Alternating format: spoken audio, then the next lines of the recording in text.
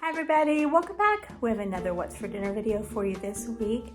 We've got some pizza, we have a pot pie, we have a fish fry, we have some yummy stuff this week, sort of. I guess the easy route this week is kind of what we did, minus the fish fry. The fish fry was a lot of work, but James did the most of that, so that was really delicious. But everything else I needed to be quick to the table this week, and I also wanted to use things that I had that need to be used because we're getting ready to travel for a little bit. So that was kind of what my ideas were based on this week. So hopefully you'll get some ideas from this as well and maybe find something that looks good to you. So let's just get right on into today's video.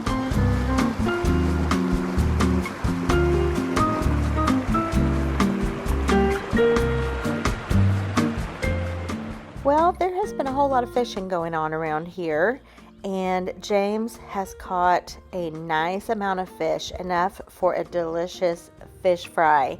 And so he has really enjoyed it. He used to fish a lot, and then for many years he hasn't taken time really to do much fishing, and he has just gotten back into it and has enjoyed it so much. That's our son Garrett there out on his property on the canoe. And then our other son, Gunner, is quite the fisherman, and James had the opportunity to fish with him, and they actually even won the fishing tournament. So here they are, and James has just been fishing every opportunity that he's had, and so like I said, he's gotten enough for a nice fish fry. This one here was just from one evening's catch, so he just kept filleting those up and putting them in the freezer, and when we had enough, we had a fish fry on Memorial Day weekend.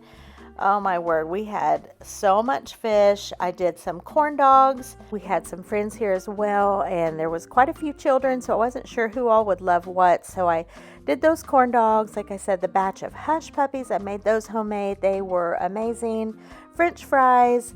We had some shrimp that Gunner and Abigail brought. Gunner had some trout from a fishing trip that he had taken. We just had a delicious fish fry. There is nothing better than fresh caught fish all fried up. Our friends brought some sides there. We had a really yummy dinner this night.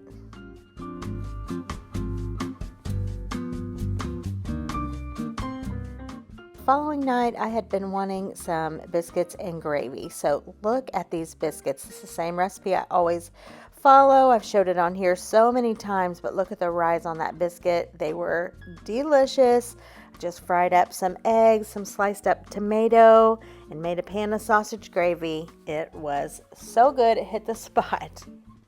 Okay, we're going old school tonight with a tuna helper, the tuna cheesy pasta.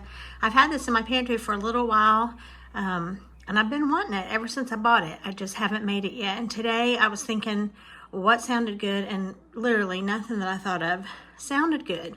And I didn't even think of this. I got in my pantry and I spotted it, and I'm like, you know what, that really sounds good. So I'm glad I had that in there. Of course, you can make it from scratch. I've made it from scratch, I think, and showed it on my channel before. But you can also use a little box of tuna helper, and it does some of the work for you. So it calls for 2 cans of tuna, the tuna helper mix, and it calls for milk, which I'm out of, so I'm using evaporated milk. And then I'm going to put some of these crispy fried onions on the top. We're going to have a can of peas as a side. And then I had 4 of the jumbo baker potatoes that needed to be used. They really did. And so I'm like, okay, I don't need this much mashed potatoes. But today is Monday, so I'm clearly went ahead and peeled them, diced them up. This will be way more than we need for today. But I'm also thinking that I might make a turkey pot pie one day this week. That would be great to be served with mashed potatoes. Nonetheless, these could also go in the freezer. I'd rather do that than let my potatoes go bad. So that's why I'm cooking up all of these potatoes, you guys.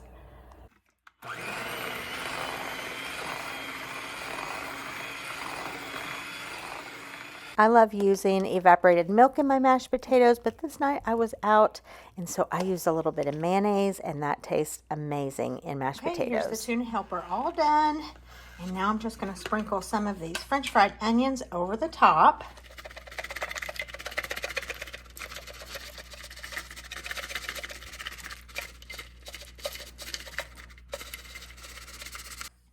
And then just a little bit of parsley.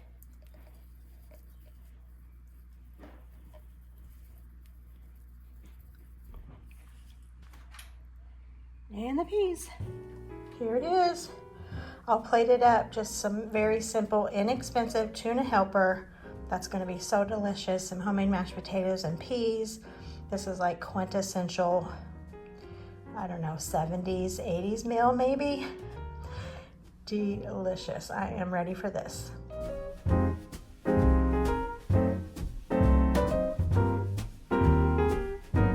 Next day was my mom's 87th birthday, so I decided to use her recipe and make a turkey pot pie and mashed potatoes, those leftover mashed potatoes from the night before, to take to their house for dinner. This turkey pot pie is amazing. I have showed it on my channel before, but let me show you again how to make it. It calls for 2 cans of mixed vegetables, 2 cans of cream of chicken soup. It also calls for a can of cream of celery, but I usually just do 2 cans of the cream soup. So, but you could probably do the third one. It wouldn't hurt a thing, I'm sure.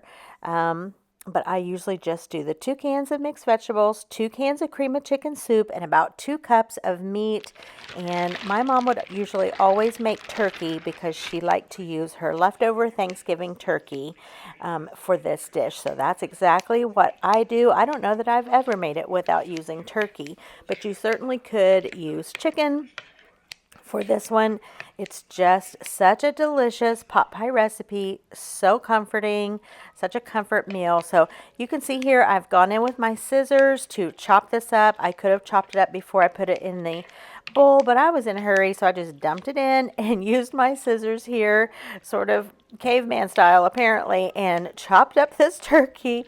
It worked out just fine. It calls for a can of chicken broth, so I just made up my own, the equivalent amount, put in some black pepper and some parsley, gave this thing a stir, and I'm going to put this in my sprayed 9x13 baking dish. That's what size this makes. Now the topping is super easy. I ended up making that at my mom and dad's house because I was out of milk and didn't even think about that. But the topping just calls for milk, self-rising flour, and butter. So I made that at their house and actually baked it there.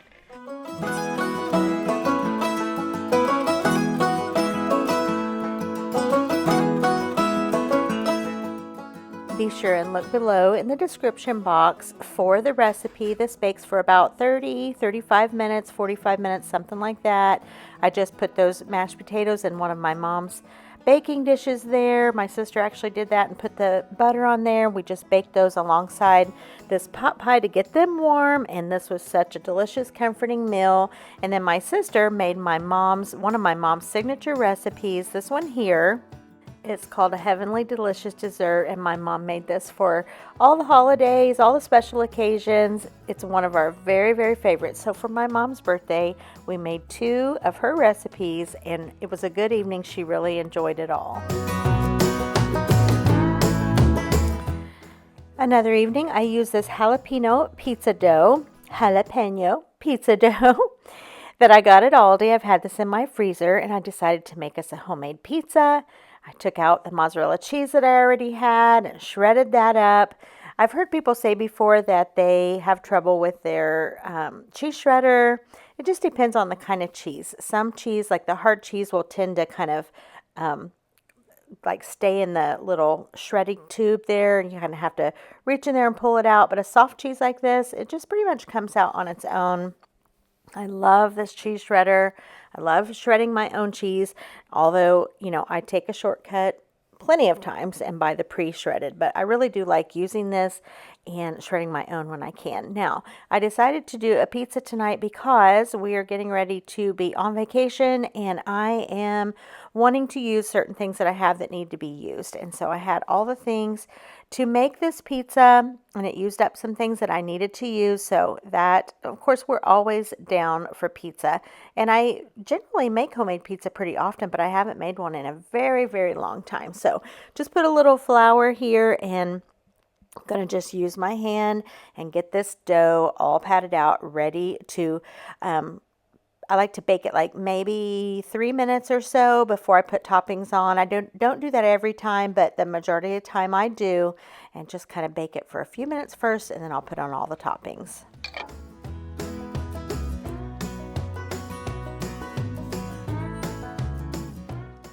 I also had this jar of pizza sauce in my pantry, so that was great. I love making sauce from scratch as well, and I have showed that here on my channel, but I often take a shortcut with that too, and that was tonight, and I was so happy for these shortcuts. So, all right, so I had some red onion already in my refrigerator. I just did a rough chop, sprinkled this throughout. Usually if I do sausage on my pizza, which is one of my favorite ways, I like to fry up the onion with my sausage, but tonight we were going quick and easy, and I did not have sausage thawed out, so this is a sausageless pizza.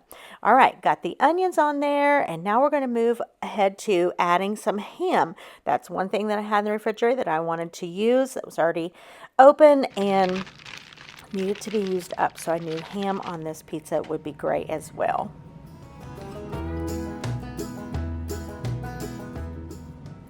Finished up this bag of pepperoni also. I was glad to get that finished up.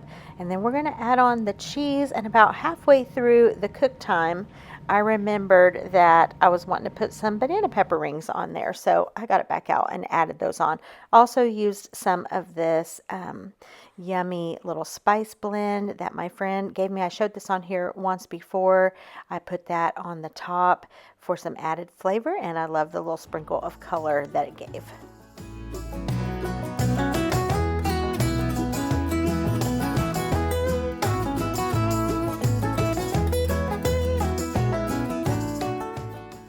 All right, here it is out of the oven. This was so delicious. We always enjoy homemade pizza. Like I said, it's been a long time since I had made one.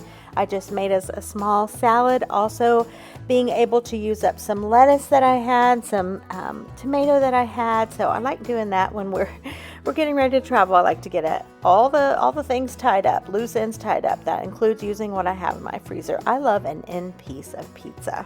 Yum! This was really, really good. Another night we just had some plain old spaghetti. I love to just do some ground beef, put my pasta sauce in there. I like angel hair pasta, and we had a little bit of leftover pizza. I had a breadstick in my freezer, pulled a couple of those out, and this was a quick and easy supper. We love spaghetti around here. It always tastes delicious. All right, thanks so much for watching, you guys. Let me know down in the comments how you're doing. If anything looked good to you, let me know.